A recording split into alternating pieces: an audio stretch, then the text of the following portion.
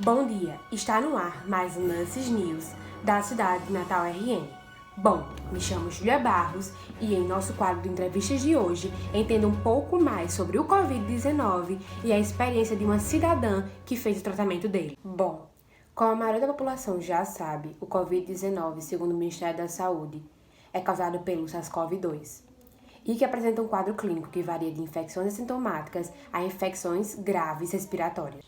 E que, de acordo com a Organização Mundial da Saúde, a OMS, 80% dos pacientes podem ser assintomáticos, 20% podem ter dificuldades respiratórias e 5% podem precisar de suporte e tratamento por insuficiência respiratória, como, por exemplo, o suporte ventilatório. E para entender um pouco mais sobre o caso de hoje, vou chamar nossa repórter Sofia Moura. É com você, Sofia.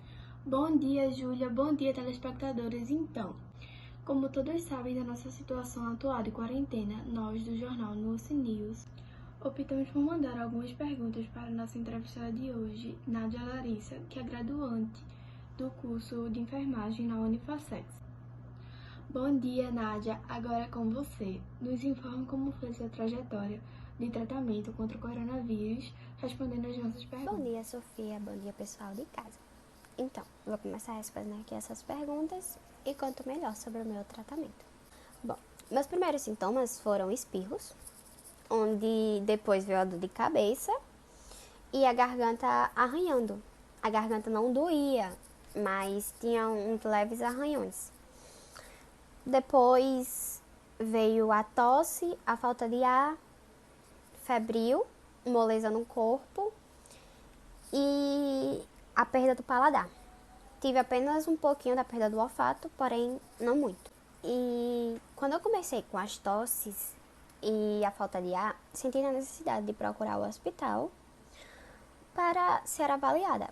Então eu fui e fui diagnosticada com rinocinusite. Voltei para casa, porém os sintomas foram agravando.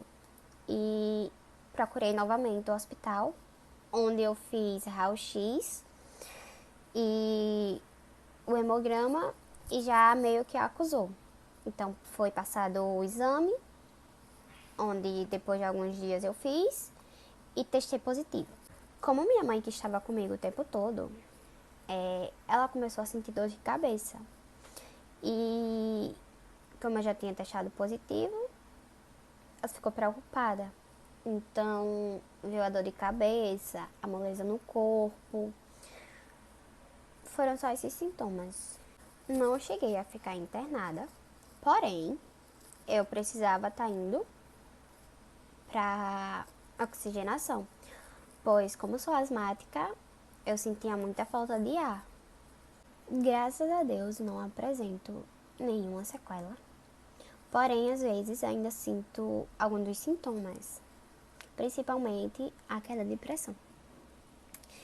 E não tenho noção de como eu peguei o vírus, porém acredito muito que tenha sido algum saquinho de delivery, pois lá em casa pede muito. E como eu não estava tendo contato tipo com ninguém, acredito muito que tenha sido algum deslize assim. Então, essa foi a minha luta contra o Covid-19. Obrigada, Jornal Noce News, pela oportunidade e tenha um bom dia. Sofia e telespectadores.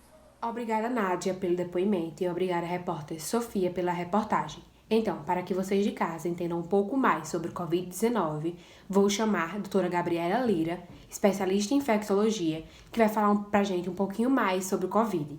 É com você, Gabriela. Bom dia, Júlia e telespectadores. Sou Gabriela, médica infectologista, e hoje irei falar um pouco sobre o coronavírus.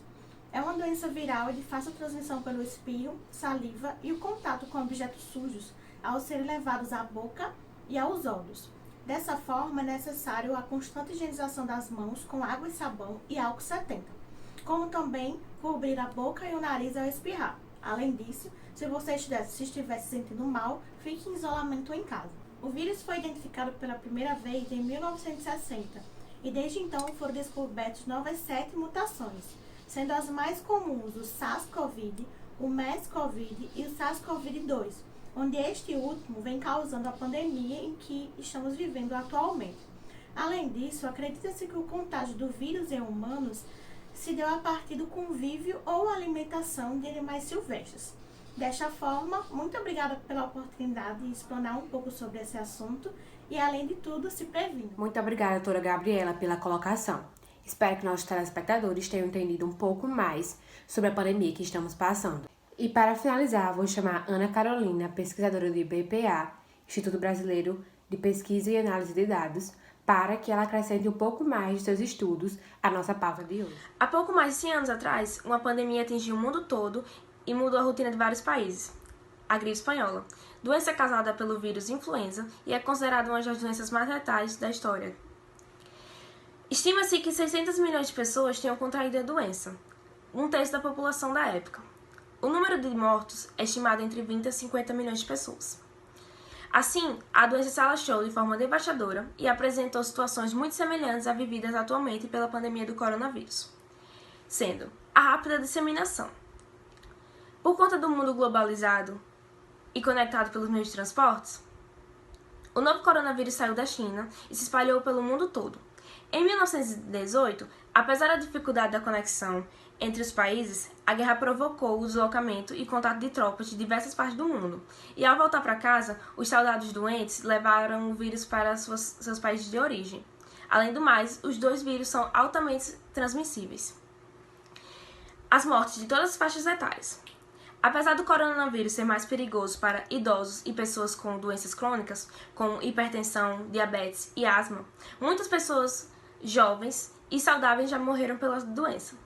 Já a gripe espanhola causou surpresa aos médicos por provocar a morte, principalmente de homens de 20 a 40 anos.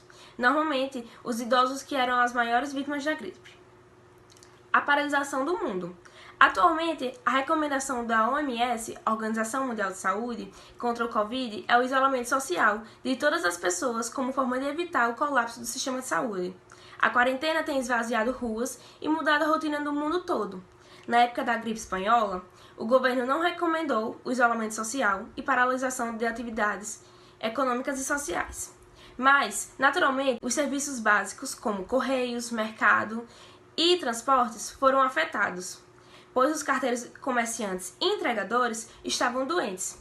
O isolamento aconteceu pelo grande número de pessoas que já haviam contraído a doença. Como podemos ver, a situação do estado do Rio Grande do Norte está bem difícil, principalmente na Natal RN. Então fiquem em casa, mantenham-se seguros e é isso. Obrigada pela audiência e bom dia a todos.